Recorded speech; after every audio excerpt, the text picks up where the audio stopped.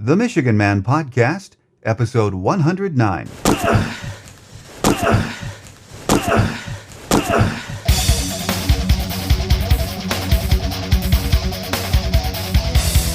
This is the Michigan Man Podcast on GBMW Go Blue Michigan Wolverine for Wolverine fans from coast to coast.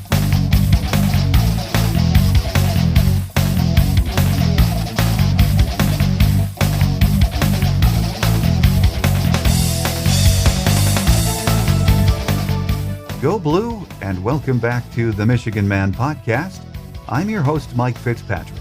The Mott Spring game was almost moved indoors last Saturday, but in the end, the weatherman cooperated, and 25,000 fans took their seats in the Big House to enjoy their last look at the Wolverines until the big Labor Day weekend opener with Alabama down in Dallas.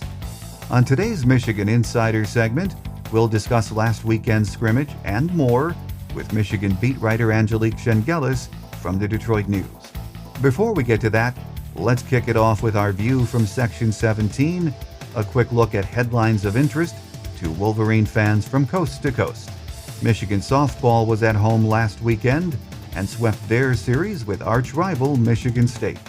They head into this week's very busy schedule, ranked number 20 in the nation.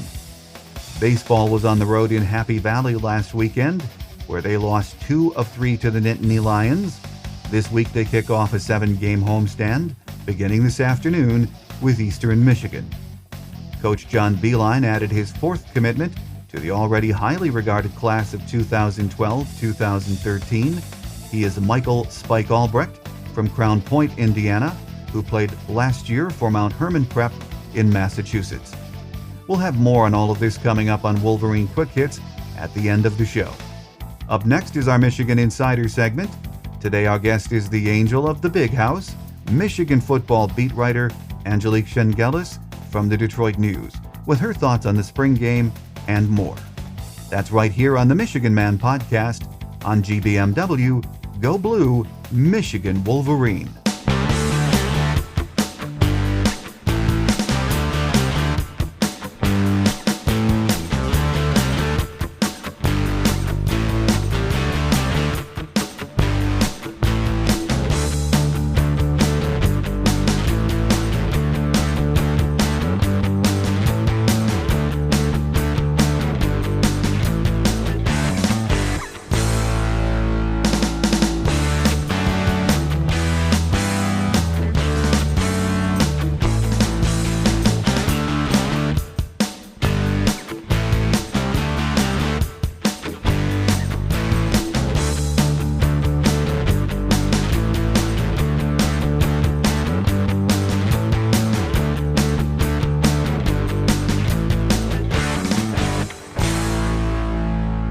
Joining us on our Insider segment today, Michigan beat writer Angelique Chengelis from the Detroit News. It's been a long time. I think the last time we had Angelique on the show was just before the Ohio State game, so it's great to have you back, Angelique, to talk some football. Well, we've had Thanksgiving, Christmas, Easter since we last talked, so yeah, it's been a while, but I mean, always love talking to you about college football, Mike.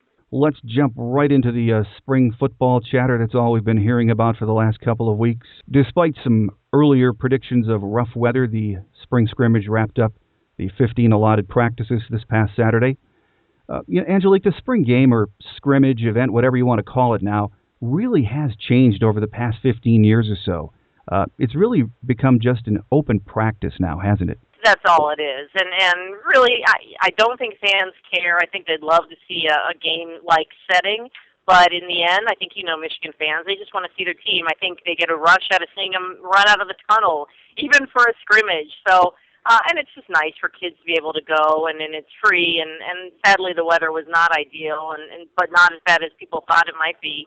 The day before, the projections were awful. But, I mean, the numbers are down. I mean, injuries and all those things contribute to this, and you just really can't have a game setting. And, but I think this satisfies the needs for Michigan football fans until the start of the season. I think you're right. With the 85 scholarship limit now, just in open practice, as you said, it takes care of the fans' interest, and it's the best you can do right now. Well, and I don't think Brady Hoke cares. I mean, I think he'd love to have a game-like setting, but I think in the end, this is spring football. It's all about working with the individual players, trying to get them better, get the young guys some snaps. Obviously, that was the purpose of Denard only playing one series on Saturday, to get Devin Gardner some snaps, get Russ Bellamy, and I think we saw that at other positions as well. And so I don't think Brady Hoke in the end is like, oh, what a bummer, we couldn't have a spring football game, because coaches just want practice, and they certainly got some work done. And he didn't look particularly happy, I thought, after that practice. No. Well, you just mentioned Denard, and of course, we didn't get to see him much one series, and I think that's okay with most folks. But Coach Hoke and Coach Borges seem to be, very impressed with the type of leader Denard is working to become now. They really talked a lot about that this spring, didn't they? They did, and Denard talked about that, and he said that was really one of there were a couple of things he wanted to focus on this spring. One of them was cutting down on turnovers and working on that, and trying to avoid throwing off his back foot, which was obviously very key and instrumental in some of those interceptions last season. So that was very big on the field, and then with his players on the field and off the field, he wanted to be a better leader. And he said if that meant not smiling as much or getting in someone's face if he needed to, that would be his role. He would embrace it because he's the quarterback. That's what's expected. And from all accounts, I mean, talking to his teammates and talking to Denard, talking to the coaches, he really has embraced that role. It's not like he's become a jerk. He's just become a leader. And I think people interpret getting in your face different ways. He's doing it to help his team and help his teammates get better. And I think the thing that most fans like to hear was what Coach Borges had to say, not just Saturday, but several times during spring practice, is that even though we're not seeing it, those two things you just mentioned, not throwing off that back foot, and I think Coach Borges said Denard maybe threw off the back foot twice all spring, and then the decision-making process improving where he's just not throwing those indiscriminate passes, that he's really looking for the open receiver. Those two things can really dramatically improve this team in the fall. Absolutely. I mean, and I think everybody knows that's what Denard needed to work on. Denard knew that. And I don't think he wanted to, he's not going to talk about it last season and say, oh, I'm throwing off my back foot. Oh, I'm just, this is terrible. That guy's so positive, and by that I mean Denard. So is Al Borges, but Denard knew what he was doing last year, was constantly trying to improve, and knew that he had to utilize this spring, these 15 practices, to really work on that, to be the quarterback he'd like to be this senior year. Third year as a starting quarterback at Michigan. And, I think from what Al Borges said, you're right. I mean, he threw off his back foot once or twice. Brady Hoke said last week there was just a couple throws where he was thinking, what were you looking at? And that's great improvement. And, does this mean that Denard's going to cut back on interceptions in half? Who knows? I mean, we'll find out in the fall. But I think from talking to his teammates, he was making better decisions. He was definitely more composed. And he just has a poise now that maybe he didn't have last year because he was learning the offense just like the other guys were. So that's the thing now. On both sides of the ball, these guys have had the same coaching staff, the same system. There's going to be a familiarity now on both sides of the ball. That means playing faster. That means being able to add things to the offense and defense. And I think we're going to see a slightly different team because of that. Well, Coach Hoke mentioned that the first signs of who will become leaders in the fall usually emerge during the spring. Mm-hmm. Other than Denard, talk about some of the other names Coach Hoke mentioned as players who have been taking on a leadership role on this team. Well, I think a no-brainer, Mike. I think everybody thought this even before spring ball was Jordan Kovacs. I mean, the guy has had an amazing story at Michigan as a walk-on and becoming the starter that he is. And he's been a leader. And maybe he wasn't the leader that Mike Martin and Ryan Van Bergen were last year, but he's a leader. And he's going to definitely be a guy who's going to have a vocal presence and a lead-by-example kind of guy. I think the surprising guy they mentioned was Will Campbell. Mm-hmm. I mean, we've talked about him ad nauseum over the years, and everybody knows his story. 5-star kid out of Cass Tech, not living up to expectations. Will this be the year? But everybody says he's really bought in this year. He's a leader. And will he be like Mike Martin? I don't know. I mean, probably a completely different style. But he's a guy they mentioned. And Roy Roundtree, who I think, Mike, has really just been I don't know how to describe him, just dealing with what he did where he had 2010 with all those yards, passing yards and receptions, to last year not being much of a focal point in the offense, but just dealing with it I don't think gracefully is the right word for a football player, but you know what I mean. I mean, Yes. he didn't complain, and I think he's a guy who has really embraced being a leader as well, and certainly Denard. And I think you're going to see other guys. I think Kenny Demmons will end up being a very nice leader for this defense too, and for the team overall. But I do think Taylor Lewan, another guy that people know him as kind of the goofy left tackle, but I think he's taken on a role now where he's going to be a little more focused on his football and being a leader. And it's hard to make yourself be a leader, but I think that these are the guys who are really working at it and want to be the leaders this fall. Well, Angelique, over on the defensive side of the ball, Coach Madison said he likes the results of his tinkering, moving Craig Rowe from rush end to strong side, Jabril Black back to the inside, and he said he also saw great things from Brennan Byer and Frank Clark as far as competition went at the DN too. This young group of guys really, really has to step it up this fall, don't they? Absolutely. I mean, I think last year's defense kind of blew everybody's minds with how bad they were the year before that, and I think the one thing it's going to be very hard to replace a Mike Martin. The guy just had, and it's such a coaching cliche, but he had such a motor, and he was so tough every play. And that's what they're looking for from Will Campbell. Will he be an every down kind of player? Will he bring it every time he's on the field? And that's what they need from Craig Rowe. And I think that's why Madison sort of sounds like he's a mad scientist now, moving people around and trying to figure it all out to get the right combination. And he thinks that Craig Rowe has really, really embraced this role, and Craig Rowe has really embraced this role and had to put on a little bit of weight and likes how he feels physically and likes how he fits in that role. And same with Black. I mean, Jabril Black brings a nice speed element there, and I think the Byer-Clark competition.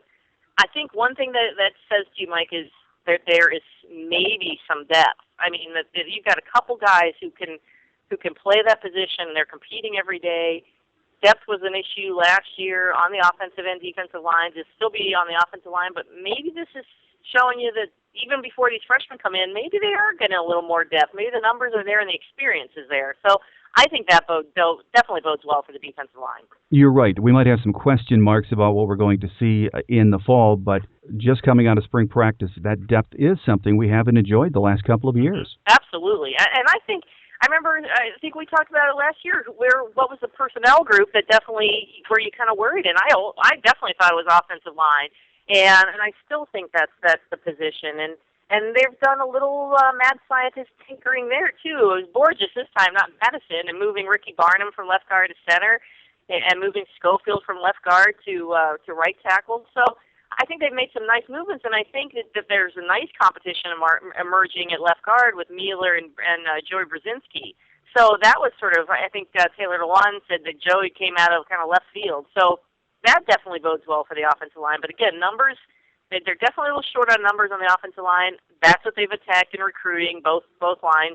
So those numbers will start showing up in the falls when these freshman class come in. But just right now, coming out of the spring, I mean, I think, and Madison said he feels really comfortable with those moves he made. And I'm not saying these are, all Americans across the board, but I think that he's done some nice movement there with these players. And just touching on the Ricky Barnum thing a moment too, Angelique, quite surprising. It's always surprising to me when you take a kid, move him over, and talk about a position switch, a change of roles, moving Ricky Barnum to center.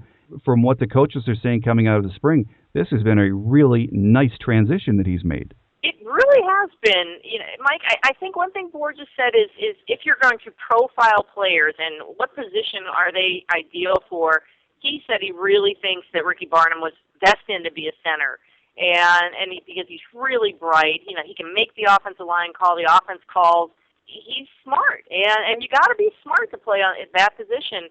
And I think the other thing is that they knew, obviously, that Molk was going to be gone, so they started working with him last year in practices. And obviously he had injuries and wasn't in there as much as he wanted to be, but they were working on him at center last year. So it's not like he just jumped into a D15 practices and started snapping and trying to lead the offensive line. So he's been definitely adapting to it, and he feels good about it. He feels like he made a good transition to it. But you're right, it's a big jump.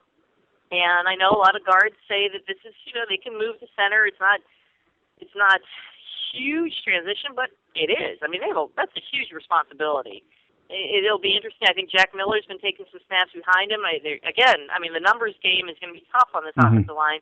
You just hope that Ricky Barnum doesn't get hurt. But based on what Al Borges said, he has the right personality to play that position. Well, sticking with the offense for just a minute, Angelique, Fitz Toussaint is, of course, the solid leader at running back coming out of last season and through spring.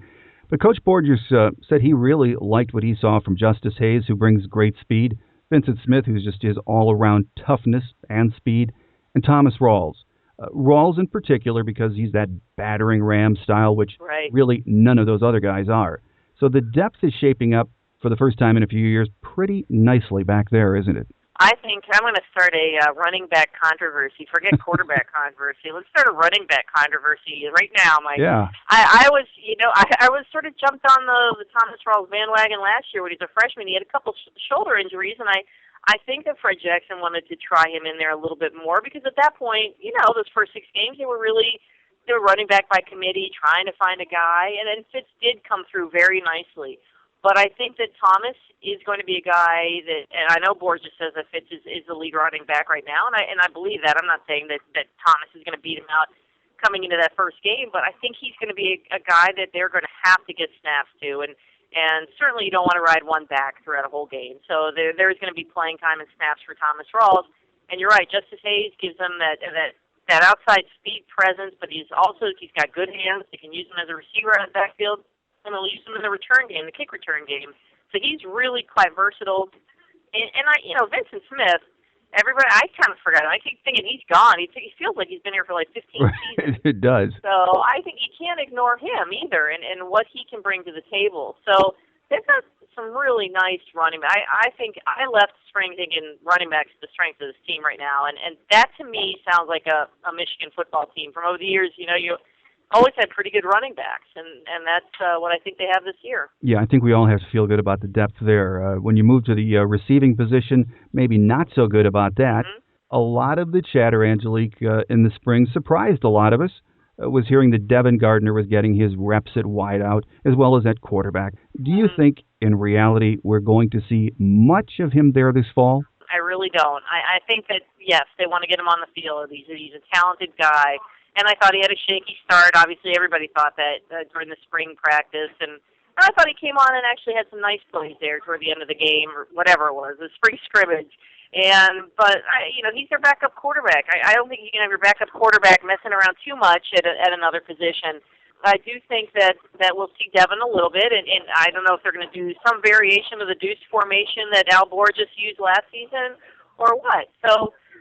But in terms of the receivers overall, I guess I'm just not as looking at it as doom and gloom as some people are. I know Junior Hemingway's gone. That's a big loss, and certainly not having Darryl Stoneham back hurts. I mean, he was a talented guy, and he would have definitely brought a nice impact player for them. But I really think Roundtree's a guy who can make a difference, and I think Jeremy Gallen can. And the guy they keep talking about all the time, as you know, is Gerald Robinson. Right. And he tweaked his ankle on Saturday, but he's a guy that Borges says you're going to see a lot of, and I don't think Borges says that to mislead anybody. And Jeremy Jackson had a really nice second half to his spring, so I think that they have some untested talent there, guys that we don't know a lot about, who I just have a feeling are going to be pretty decent. Well, as usual, when we wrap up spring ball, Angelique, we usually come out feeling pretty good. Coach Hoke mentioned at his presser after the scrimmage that we shouldn't read too much into this one practice, and that's really good advice.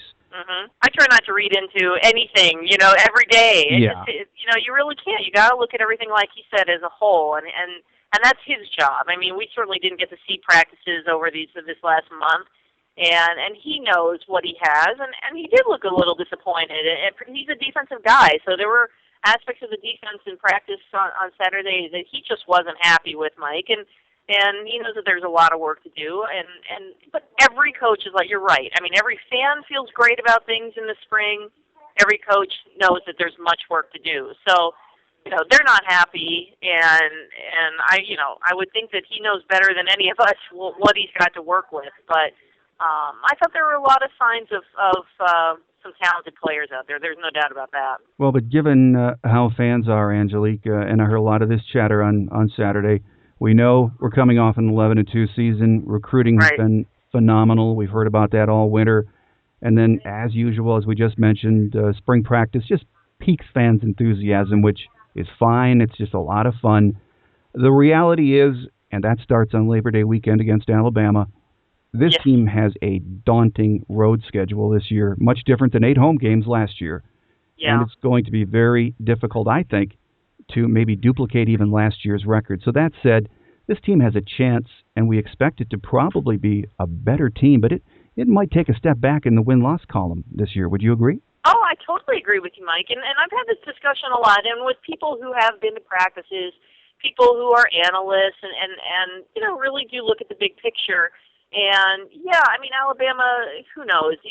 I think it's going to be a great experience for the program. It's going to be every Michigan fan I've talked to just really looking forward to the trip, and it's the bowl game feel to it, and playing the defending national champion. That's all very good, and it will give this team a very good sense of where it is, where it needs to be better, and where it could be by the end of the season. But I do think the schedule, in parts, are very daunting. I mean, at Notre Dame, at Nebraska, at Ohio State, and I still think, Air Force at home is not going to be an easy game. In there is also just some Big Ten teams that maybe aren't so good. And then there's Michigan State. That game looms large, and I know that Kirk Cousins isn't back, but that's still a very critical game, obviously, in the division.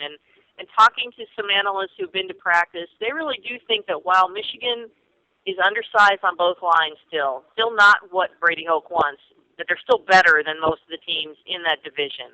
And that the game that really this is gonna hinge on is that Michigan State game. So whatever happens in the Alabama game, in the overall that might not help them, but it doesn't matter. The Big Ten, they want to get to the Big Ten championship game, so the focus is getting through that Big Ten schedule.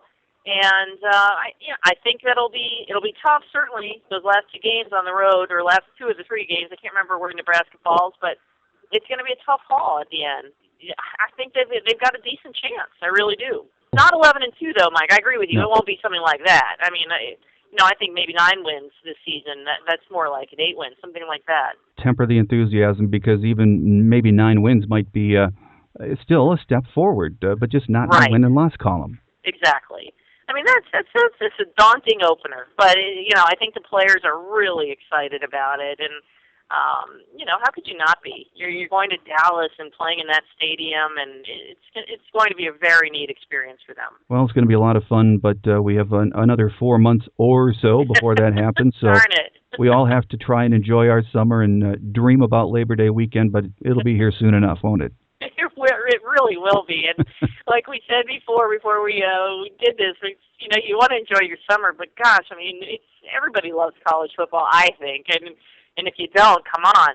But no, you got some hockey to listen to, watch right now, baseball. So we'll make it till Labor Day, I think. That's right. It won't be long before we have you back on talking about the start of the season. But until then, let's enjoy our summer. And as always, it's great to have Michigan beat writer Angelique Chengelis from the Detroit News on. Angelique, thanks for your time. We look forward to chatting with you later in the fall. Great. I look forward to that also, Mike. Thank you very much.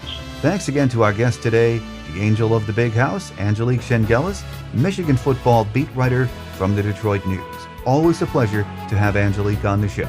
Coming up next is Wolverine Quick Hits as we wrap it up for another week, right here on the Michigan Man podcast on GBMW Go Blue Michigan Wolverine.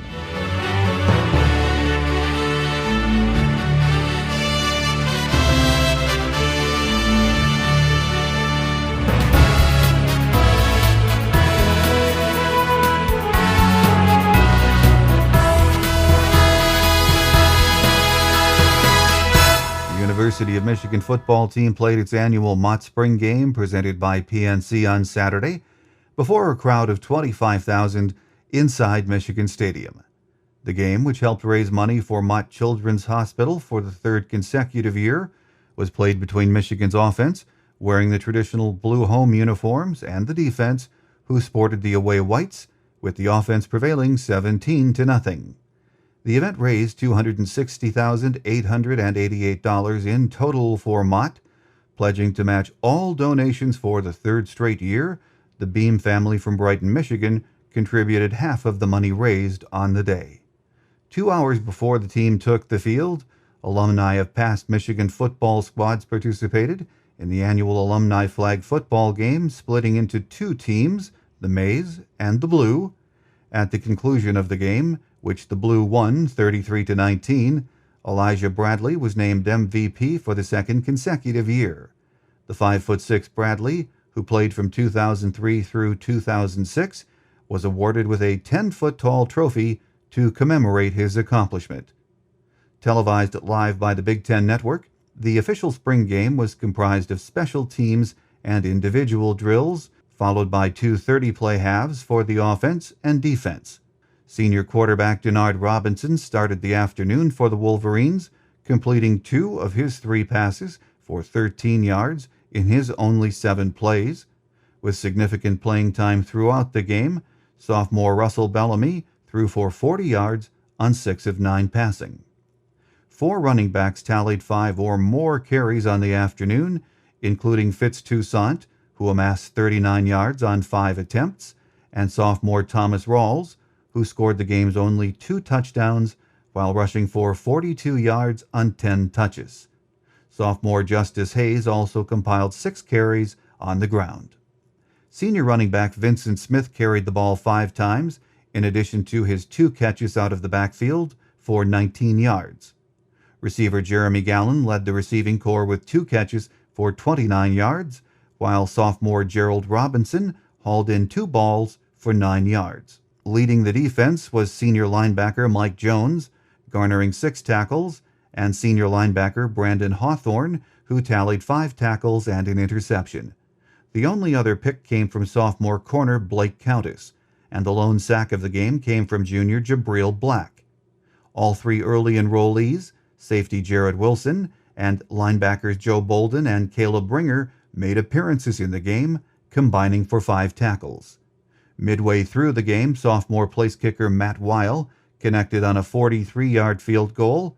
Prior to the offense and defense taking the field, junior Will Hagerup punted the ball 8 times for an average of 46.9 yards, including a long punt of 66 yards. The number 20 ranked University of Michigan softball team used stellar pitching from the freshman duo of Sarah Dreisinger and Haley Wagner to record a pair of shutout victories, 2-0 and 5-0, against Michigan State last Sunday in front of 2,631 fans at the Wilpon Complex. Dreisinger recorded the win in the first game, throwing 5.1 scoreless innings and giving up 6 hits and striking out 2. Wagner earned her second save of the season in relief, throwing 1.2 innings, allowing 0 hits and striking out 1. U of M totaled 9 hits in the contest, led by a 3-for-4 performance by senior first baseman Amanda Chittister and a 2-for-3 showing with a run batted in by Dreisinger. Junior second baseman Ashley Lane accounted for Michigan's other run, going 2-for-4 with an RBI. Heading into this week's action, Michigan with a 30-11 overall record, 11-1 in the Big Ten, and ranked number 20 in the nation. The University of Michigan baseball team fell to Penn State 6-4 on Sunday afternoon at Medlar Field at Lebrano Park in State College, Pennsylvania. Michigan took a 4-3 lead in the 7th, but the Nittany Lions scored 4 runs in the next 2 frames to take the series 2-1. Junior Ben Ballantyne started the game for the Wolverines.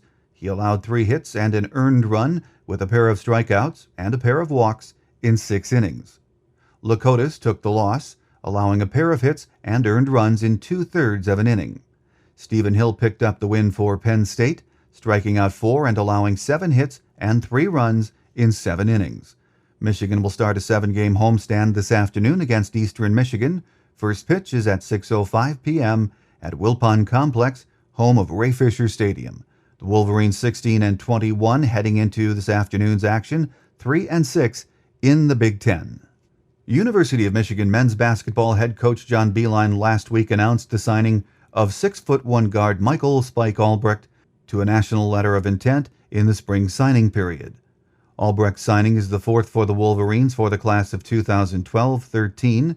Mitch McGarry, a 6'10" forward, and Glenn Robinson, a 6'6" forward, and Nick Stoskis, a 6'6" guard, all signed national letters of intent during the November early signing period.